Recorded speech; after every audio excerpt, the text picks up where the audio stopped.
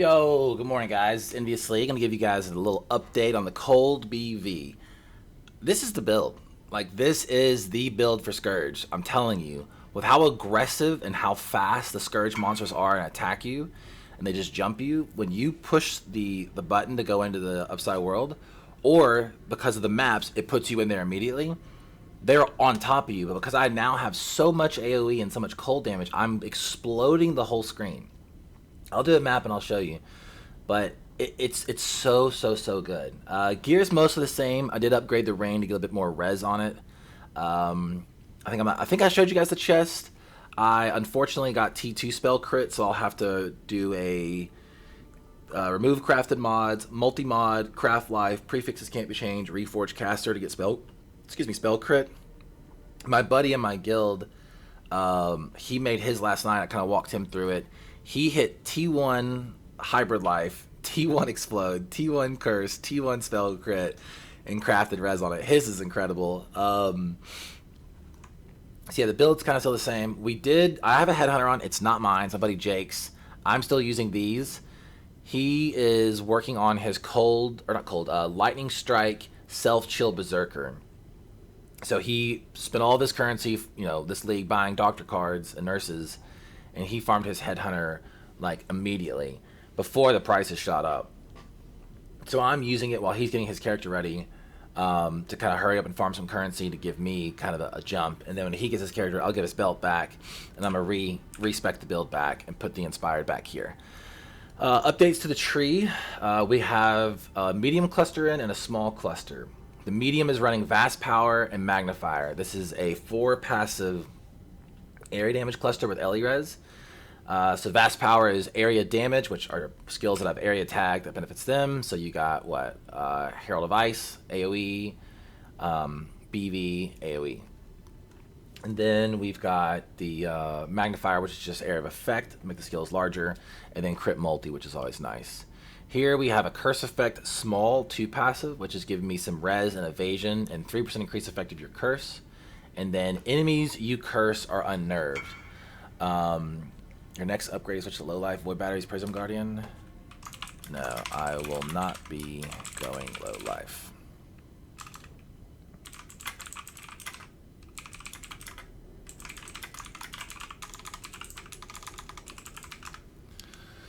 Let's see. So we did that, but then the build, this gives us a nerve, which is enemies take 10% increased spell damage.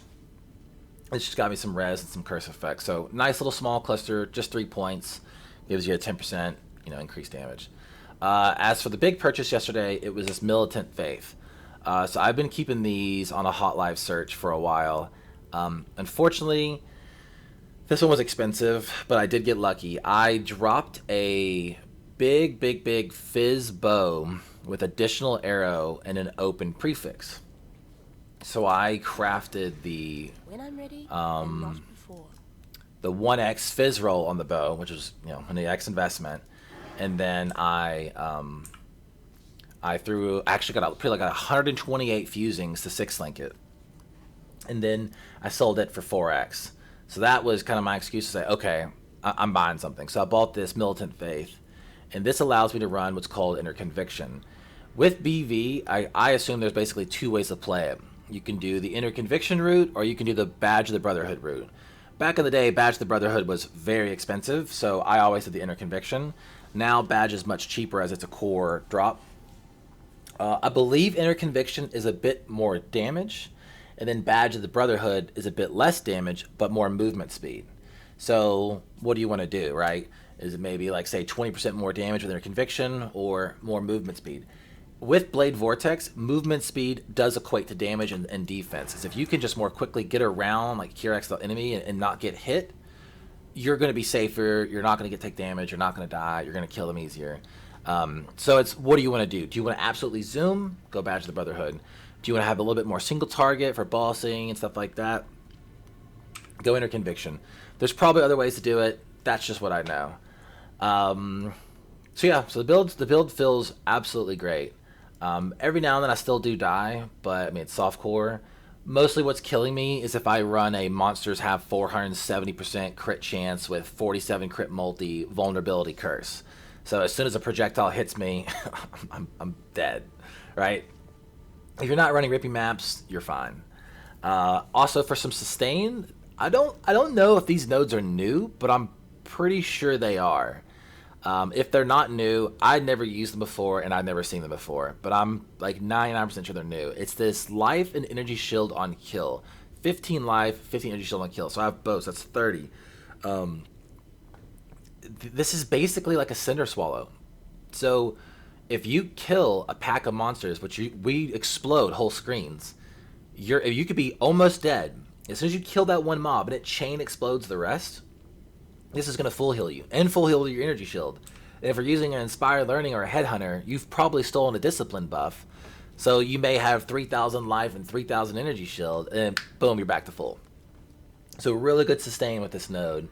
I took one and I immediately noticed it, and then I actually dropped this life wheel to grab the other two in the spell suppression, energy shield, and life, because it's so good. As for this interconviction, I got the area damage and non-curse auras. For my build, this POB'd the highest. The non-curse auras was actually more damage than the increased elemental damage per devotion. So look out for this one. This is probably pretty expensive now, as more people are going to be playing this build. When I first started playing Cold BV, there was 3 of us, and now there's like a list on Pee-wee Ninja. Alright, that's the build. I'll do a little map for you. This looks good. Let me see if I got any juice in here. Probably don't. Yeah, I don't have much. I can just put some more quant in the map for you. Yeah, I'll run Beyond on it.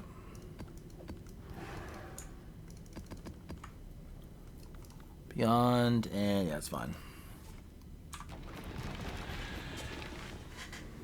But a lot of you guys have been PMing me game and on the videos, so I really appreciate that. So I'm happy to make these updates for you guys.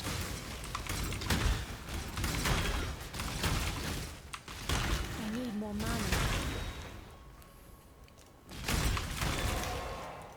Get our bar full. Go back where we came.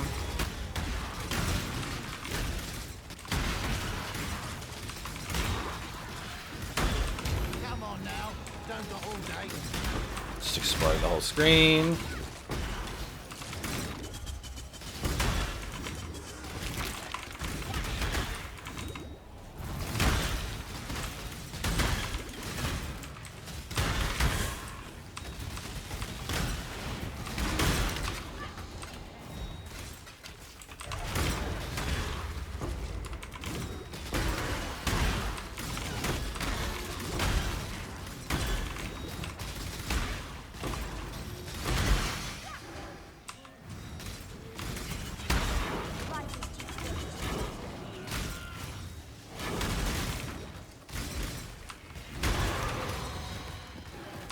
Blight map.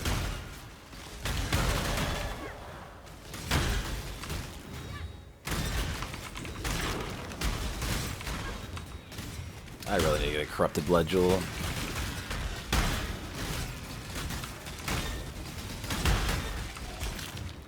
Where's this boss?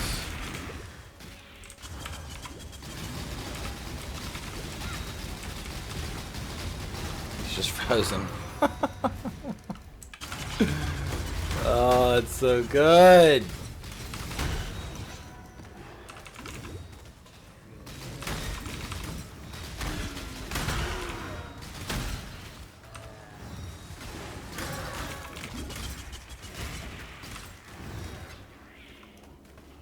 Always be cooking your maps in your forge.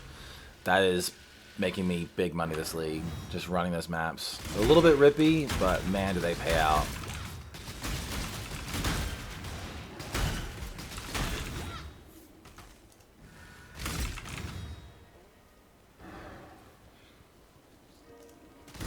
Cleared it. No, some monsters remain. I'll do the expedition, kind of show you guys how it handles it.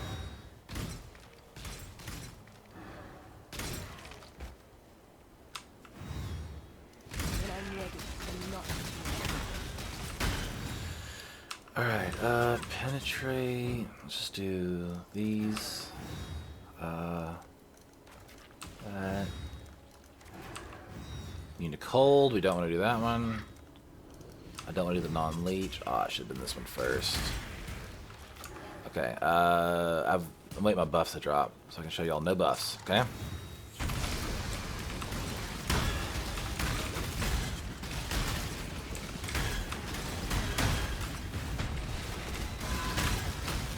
So you can see when I kill, I didn't use my flash there, but when I kill stuff, it just takes you back to full health. I'm ignited right now, so I'm losing.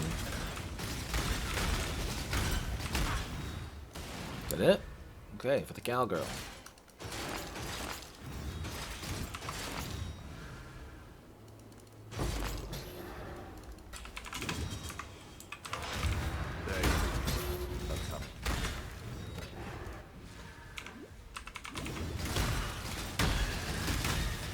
The boss.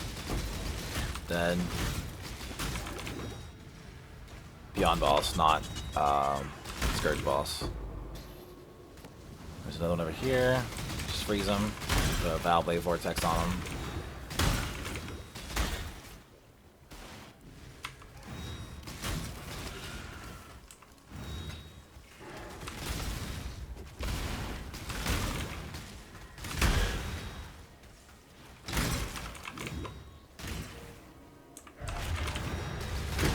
I think that's everything.